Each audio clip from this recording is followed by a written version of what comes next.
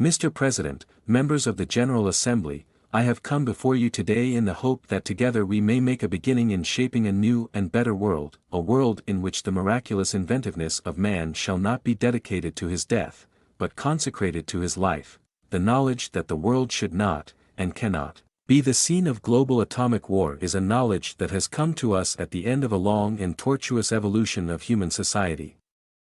But this knowledge has also brought with it a new and terrible lesson, that the very existence of man himself is at stake. We stand today at the threshold of a new age. Within our grasp is the ability, not only to destroy ourselves, but to achieve a standard of living never dreamed of before. The choice we make will determine the future of humanity. If we choose wisely, we can create a world where all men can live in peace and abundance. But if we choose unwisely, we can destroy ourselves and all that we have built. The United States, as the first nation to harness the atom for peace, is deeply aware of its responsibility to share this knowledge with the world. We believe that atomic energy can be a powerful force for good in the world, and we are determined to do everything we can to promote its peaceful uses. To this end, I propose that we establish an International Atomic Energy Agency. This agency would be charged with the task of developing and promoting the peaceful uses of atomic energy under safeguards designed to assure that such energy is not diverted to military purposes. The United States is prepared to make substantial contributions to this agency, and we urge other nations to do the same.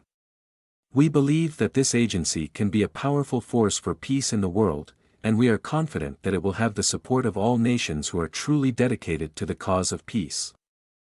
In addition to establishing an International Atomic Energy Agency, the United States proposes that we undertake the following steps to promote the peaceful uses of atomic energy.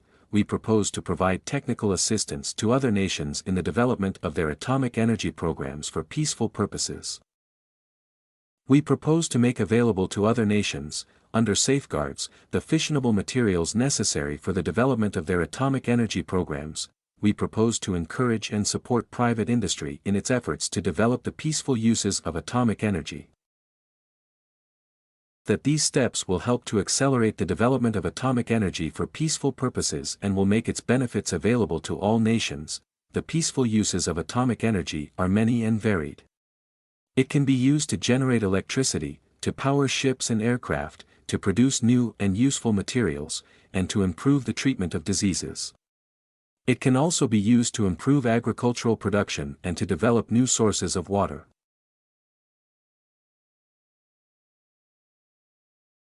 The United States is already engaged in a number of programs to develop the peaceful uses of atomic energy.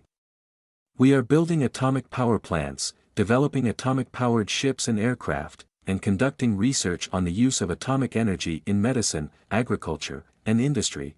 We are also cooperating with other nations in the development of atomic energy for peaceful purposes.